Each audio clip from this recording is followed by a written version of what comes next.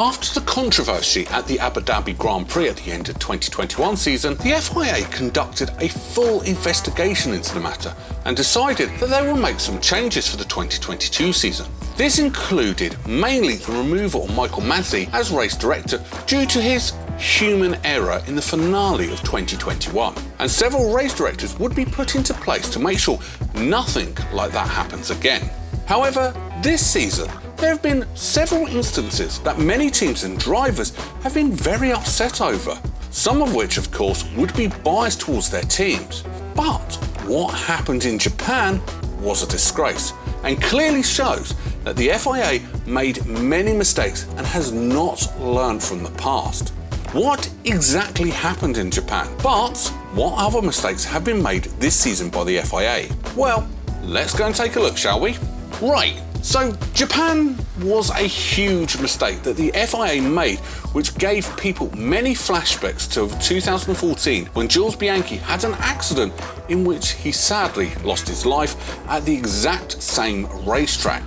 Now, what happened was Carlos Sainz had a crash which caused the safety car to come out. With Sainz's crash, debris was flown onto the track, which Pierre Gasly collected, which meant he had to box for a brand new front wing.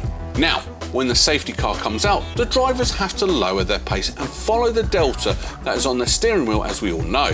Gasly, having lost a lot of time in the pits changing his tyres and the front wing, had to catch up with the rest of the pack who were behind the safety car but were very far ahead of Gasly.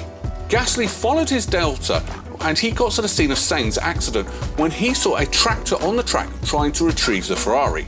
Gasly had no idea that this was happening and he could not see him due to the visibility of the driver with the rain. Gasly would speed past the tractor and would later be extremely annoyed on the radio. Gasly was not told by his team that a tractor was on the track at the time, and this really annoyed Gasly as his friend Jules Bianchi died after going off and getting stuck underneath a tractor.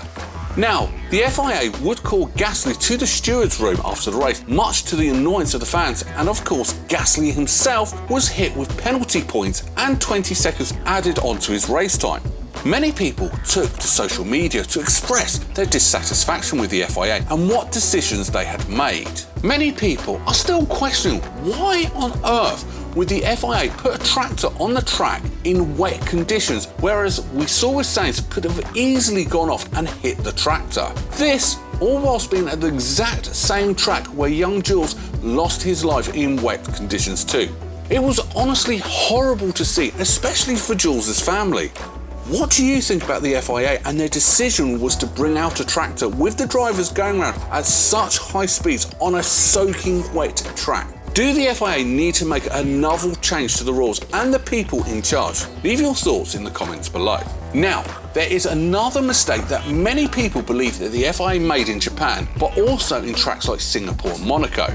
This is regarding delaying sessions for hours, it seems due to the rain on the track, even though we have the wet compound tyre. For some Formula 1 fans, it seems like we never get to see the blue coloured sidewall of the tyre whenever the track is wet. It almost seems like we never get to see racing in extreme wet conditions due to how poor the wet tyre is, and even some drivers have said this. Vettel was one of the drivers who came out and said there is almost no grip on the full wet, and even though it's not safe for drivers to go for an intermediate, they still do so due to the performance that it gives them. As soon as drivers went onto the intermediate tyre, it was almost 4 seconds quicker than the wet, and even though it was tricky, the pace was very much there. Now, in Monaco, we had a situation in which the track was fine for a while, but the FIA then decided to delay the start of the race for almost an hour, much to the frustration of the fans and the teams due to the track looking being able to race on. Again, in Singapore, the start of the race was delayed due to the so-called heavy rain, and the FIA decided to wait until the race was a lot drier for the race to start. So, from all of these mistakes from the FIA, you have to question really about why do we not use the wet weather tyres anymore? Everyone within the F1 community has been questioning these decisions, and the FIA seems not to care about people's concerns about how the wet tyre is not being used. The FIA seem to blame the fact of the safety that the races get delayed due to the rain, even though several times in the past there have been races where it is very wet, but they still continue to race. What do you think about the wet tyre? Should the FIA stop delaying these races even though they could have easily been raced? Leave what you think in the comments below. Now, after the controversy that has been caused by the FIA is the end of the race in Monza earlier this season and how it ended behind the safety car. As you already know, in Monza, the safety car was brought out with 6 laps to go, and even though the incident was cleared within some laps to go, the race ended behind the safety car. This was much to Ferrari and the Tifosi's annoyance as Max Verstappen won the race, but of course, Ferrari would be very annoyed at the FIA as if the race had resumed. Leclerc would have had the chance to win Ferrari's home race. The FIA would defend the decision to end the race behind the safety car as they believed they followed the rules that were set after the fallout of Abu Dhabi in 2021.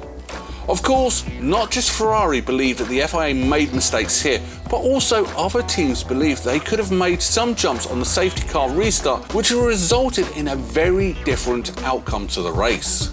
Many teams at the time believed that there was plenty of time for the race to be resumed. But what do you think? Was this a mistake by the FIA, or did they follow the rules correctly? Now, on to an issue that's still ongoing as we speak, and that is the FIA's handling of the cost cap drama between themselves and Red Bull. We know that Red Bull had a minor breach of the cost cap, which meant they went 5% over the original cap in 2021.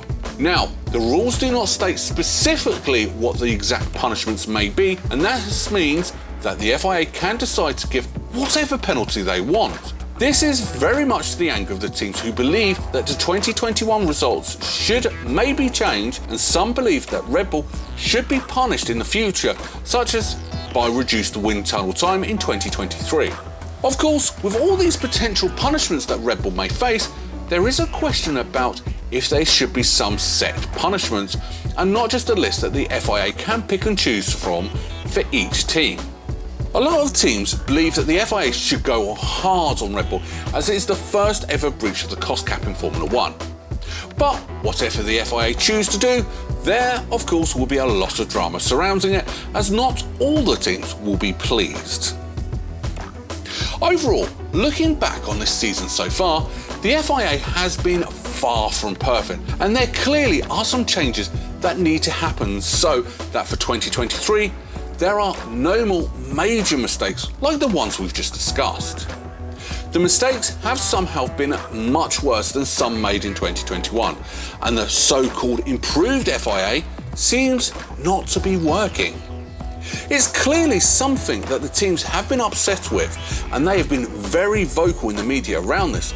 But if you were the FIA, what changes would you make? Thank you very much for watching this video, and make sure to like and subscribe for more awesome Formula 1 content.